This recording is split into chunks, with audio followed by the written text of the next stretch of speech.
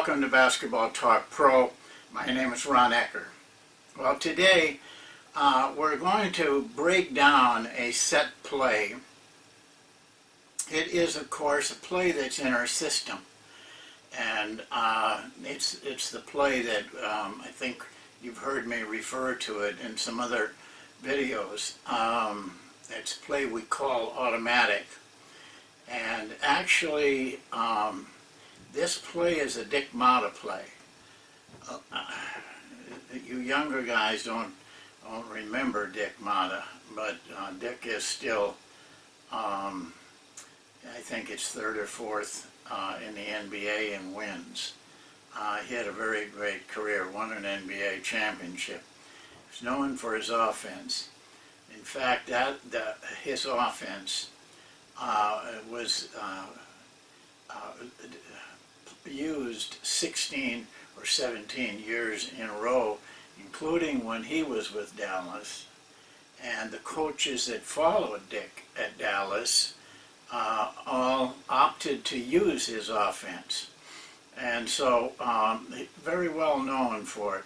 Actually, if you saw it, the whole offense, you would be a little bit surprised. It doesn't look like anything like an NBA offense.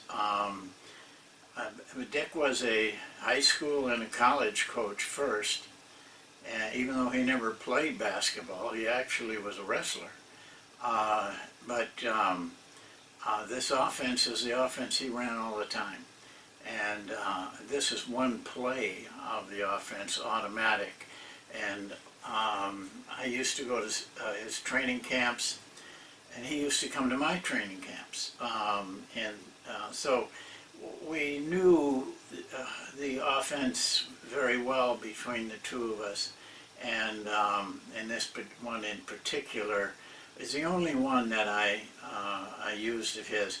And I don't like to copy. But this was just a special play, and it fits very well. For some of you, it might not work, because if you're not, it works best for the two-guard front. But one essential is you have to have a high postman on the free throw line. And I don't know why more people don't have a postman on the high post, because it opens up the back part of the area near the basket terrifically. And if you want to post that guy from the free throw line or elbow, that's very easy to do. It's about 2 steps. And it has been proven that that's an easier way to get your postman the ball. It's a little difficult for the defensive man to handle that simple move. But anyway, we call it automatic, and we call it automatic because it's an uncalled play. It's only run when the guard with the ball passes to the high post man. That automatically triggers. Everybody then has to react to that and run this particular play. And it's used a lot when you're being really overplayed at the wings. It's excellent for that. Personally, I've used it in a lot of ways. I call it once in a while. I don't think Dick Motta in 20-some years of coaching ever called the play. It was always a guard that recognized that they had trouble getting the ball into the wing, and he would go to the high post, which created a lot of options for the players. Now, it has to, at least for me, I had to change my coaching a little bit to run this play. I had to become a little more rigid. You know, I like free-flowing, improvisational, instinctive type of offense. And on this particular play, I had to be a little bit more exacting, a little bit more demanding that they do it one way, especially in a couple of critical areas that I will show you. And the second thing I'd like to say about the play is it's harder to coach. You have to do a lot of coaching with this play because there's so many options that are available to you. Though it's very simple play, there are a tremendous amount of options within this play. So consequently, you know, you have to coach all those options, show them how to run them, and so you have to work pretty hard at it. And we're going to do this in two parts. We've done this before, and it seems to work much better because, excuse me, because it takes a lot of time when you do film work. And the second part will be film work, so that you can see how the play is run. And also we have a drill that I think is an excellent drill that we use with this offense, and that helps us to work with a large percentage of the options. So this is part one. Part two will be in the next session. This session is for whiteboard work, and we're going to go to that right now. And tomorrow, not tomorrow, but the next segment will be film work. So, excuse me for that. But now I'd like to go to the whiteboard. This gets a little bit awkward because of the drawings we had to do in a certain way. And I hope you can see them clearly and understand what we're talking about. I'm going to go through them fairly thoroughly. But if you will really listen today and take notes and draw the play out as I draw it out, then the next segment, when you see it on film in action, it's going to be a lot easier for you, and it'll crystallize all the things that we're going to talk about today. I want to go to this particular drawing. This is the entire play. When I introduce this to the players, I show them the entire play.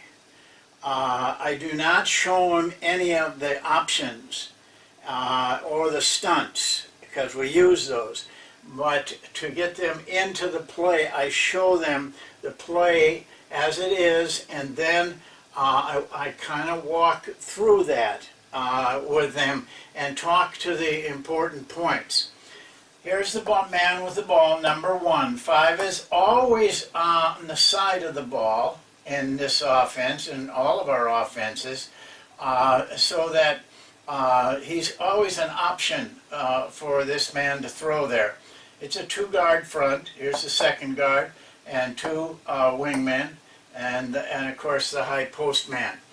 So again, understand that this play is almost like improvising. Either guard, you know, you could swing the ball even and still decide to go to the high post man. And he makes the decision, then the other 4 players have to react accordingly. They have to know this play well enough so they can do it right away. That's part of the effectiveness of it.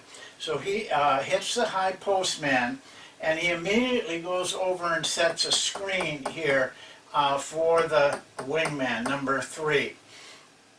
As he's doing that, number 2, the second guard, drives his man down to the lane here. Now I show 4 setting a screen, but that'll come a little bit later. The key is that he gets there very quickly and drives his man down into here. So when 3 gets that screen, we ask him to drive his man in a little bit. What we want the defensive man to do is go behind this screen. if he goes behind this screen invariably, and without fail almost, he will go behind the 5-man. And that's key to what we want to do. Now, without any stunting, straight, running this straight, when that happens, when the screen is set, 3 comes around, make sure, and you see me talk about it in the film, make sure that this guy is wide of this man.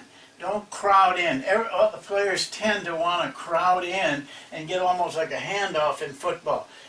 That isn't the right way. Go wide, and the pass is actually a lob pass we show the pass, because this is one of the things I'm rigid on, that he has to use, and maybe it ends up being a 4 or 5 foot pass out of there. He should be behind the 3-point line when he catches the ball. This is a great play for getting a 3-point shot. I have used this play and won games, using it as the last play of the game. When we needed 3 to win it, we were down by 2, or we needed 3 to tie it.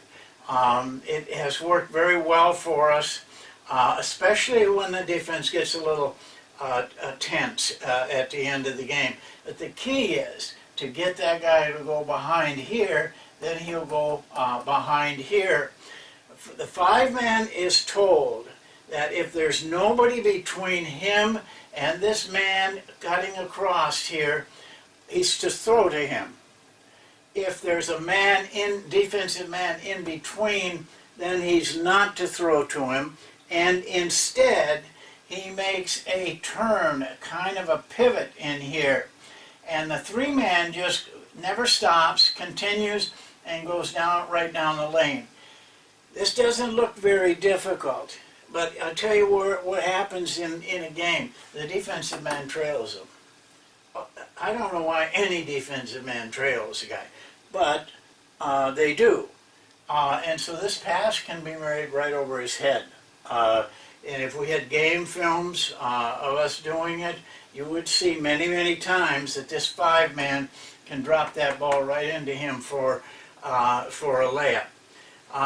But if he doesn't get the ball, he moves outside because we want this lane open. At that time, 5 turns and looks over here, right here. And that's when 4 goes down and set that screen. He can anticipate it a little bit. But we want to give him time to get that guy out of here. A lot of times what happens is the guy on the guard is in here because he sees this guy coming down the middle, and it's kind of like he's got to help. That's good, because then we can really screen him. But this is a beautiful area to stunt. You remember we worked on this screen down stunts. You can use them all here because you got the side all cleared for yourself. You can curl it, back cut it, come out, slip it, roll to the ball. You can use them all, and it creates a lot of problems for the defense. That's what I'm talking about, a lot of options in this play. So that's the play. That is how we run the play. Now if he, I'll get to this a little bit later, but now I'm going to break down the play a little bit so we can explain some things. I'm also going to come back to how the 2 men on the side here, guard and forward, can stunt this and create a lot of easy baskets for themselves because we got everybody cleared out at the basket area. But let's take a look at this one first. Here comes the screen. He's coming across. 5 sees that his man is behind him, so he pitches the ball out to him, and we use a two-handed underhand pass because, and you'll see it on film. That's why it's important for you to see the film in the next segment, because these things are hard to demonstrate in this whiteboard situation. What we want 5 to do when he passes to this man, is we want him to roll right to the basket. Because what happens a lot of times, and why we're pretty hard on this guy passing only if there's nobody in between, is his man is a problem sometimes on the shot, because he may be 6'8", 6'9", 7 foot, and he's got his hand up, and this creates some problems for the shooter. And a lot of times they sneak out a little bit. So if that guy goes to the basket, a lot of times the pass can be made to him for an easy shot. It's one thing we work hard with our 5-man to learn how to do that because it makes this play much more effective. And it takes the defense out of it and leaves an open shot a lot of times for this guy. Even in pressure situations, they tend to drop off a little bit too much. Now, this man does have the option of doing exactly what 5 did. If 5 doesn't get the ball, he goes out. He can take a look if he doesn't have the shot. He can look at this same play over here, which is a very good play. It's a screen down, but the ball is in such a really good position to make the pass. So it's possible that this guy could get the ball, stop, look, they run the screen down, maybe stunt it, I hope they're stunting it, back cut it, and he makes the pass to this weak side. Now when we practice, we have a call that we make for practice purposes. We call it end of the offense. That's nothing new. But what we're talking about then is running this only. We go through the whole play, but the players cannot do anything but work on that particular skill right there. Okay, now if the guy is fighting over this screen, chances are this guy will have to go right down the middle, and he can get the ball. But 5, and you see in the film, 5 must pivot, and it's actually an illegal screen, but very seldom is it called. So that this guy fights over this screen, this guy rolls to the basket, cuts to the basket, he kind of turns and gives him not a real screen, but a kind of a pick, so that the defensive man has to go wider, and then this guy is open. If not, we still got the weak side. Now, I wanted you to see those particular avenues. You may have a guy that you think is a bad passer for a high post man. I think I've had some of the world's worst passers play that position. And that is why we simplify the type of pass that they use. The thing is, when this happens here, there's a lot of hands grabbing at them, slapping at them. That's why 2 hands is very, very important on that pass and protecting the ball. We work with him very hard. We simplify it and then work with him very hard, and this is where we make things pretty rigid. We don't give him a real choice on what he's doing there. Okay, so this is kind of, we go from here to here to here, and I've showed you what these men can do as the play progresses. It's very a lot of movement, very difficult for the defense to know exactly what the offense is doing. But here's the key over here. Now I've drawn the same thing on both sides because I want you to see the stunts. What happens a lot with this play in a game, players sometimes on their own because they're just a little lazy, they switch this it's an easy way to play it.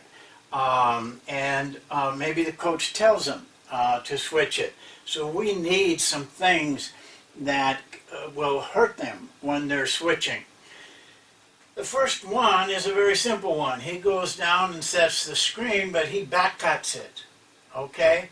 Now, anytime they back cut it, this man now becomes the guy that goes over the top. So, and a lot of times he gets a nice shot.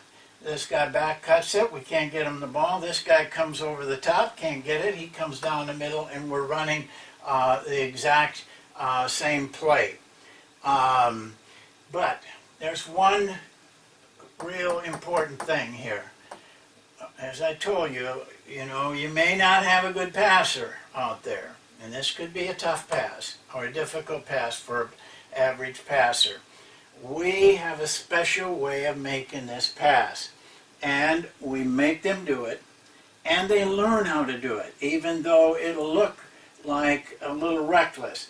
The pass is made with not turning. He stays on that lane all straight up like he's supposed to, and he makes the pass with with one hand, the outside hand, and just bounces it on the floor. He can do it on the air too, but a lot of them end up bouncing the ball on the floor because it's a little crowded in there. That pass we work on, and we make players do it. And you know what? They get good at it. They get really good at it. It's not a difficult pass. It just looks difficult. And the crowd, of course, will go ooh and ah, if this guy makes that pass, and it almost looks like he's making a behind-the-back pass. It's not like that. You'll see in the film. So that's a one stunt, back cut, come over the top. Here's the other stunt. Hit. Set the screen, this guy comes over the top, this guy rolls to the basket. And if they're switching, which they like to do, they won't switch long with these stunts. But this guy just rolls right in, and we got the whole basket area cleaned out, so he goes right in for a layup. Same pass, using the outside hand, never losing he's facing up all the time on that lane, which is very important, and uses that little backhand pass. And then this guy is still coming over the top. If he doesn't get the ball, he cleans out, and this guy goes down the middle. We have the same play. Here's the third option that they have, and they can do it anytime they want to. Hit the high post man, slip the screen, then this man continues over the top. This is very good if they're switching. Sometimes they don't really switch. They just kind of zone it. If they zone it, there's a gap right there. He will go where no man has got him. This is very important to keep the defense guessing. To keep them from, doubling or other things that they might think up to do. If we do a good job of stunting, you will find that these defensive men play very passive, and so then we can kind of do what we want to do.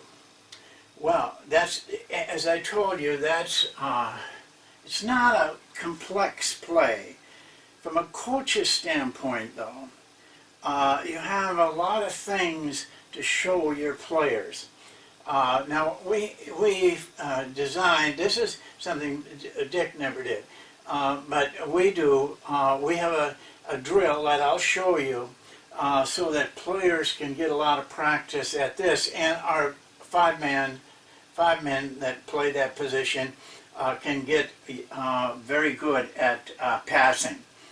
Now, there is one other thing that I will tell you let this come a little bit later. When the five-man or high post man has got the passes down pretty good, he isn't, getting messed up in here, then we show the 5-man this. A lot of times the defensive man creeps over in here when he's got the ball. I don't know why anybody would do that, but they do. We teach that 5-man that if that happens, just roll when he's got the ball, so he can do it anytime he wants to. Just take the ball, 2 dribbles, and you're in for a nice, easy layup. They have to learn, though, how to see that man is playing that way. And he may not do it more than once or twice, but if you're aware of it and you're into the game, if he does it once, you should be able to react to it because you got the ball. And that's why I've always said the toughest screen at the ball is when the screener has the ball. You can't play any games off of that guy, or shouldn't, if he's got the ball. I hope that, come on back to this, play it on the big screen. Don't play it on one of those little phones. Play it on the big screen so you can see this clearly. Draw the play, draw the play, draw the options between now and the next time. And then make sure you're available for the next segment. You know, we keep them up there for 2 days. And so don't tell me you don't have time. They're up there a long time, and you can go back to them. But the next segment is when we show the film. It'll make a lot more sense to you. It kind of crystallizes what we've been talking about on the whiteboard. Well, that's it for today. Please don't miss the next segment. This is a great play if you use a high post man and you have him up there so that you can use it. And it's best run with a 2-guard front. But it's a good play. It actually can be a need play, and for a lot of coaches. So we'll see you next time. Hope you enjoyed the play, and we look forward to having you with us in the next segment. So have a good day and a good weekend. Thank you.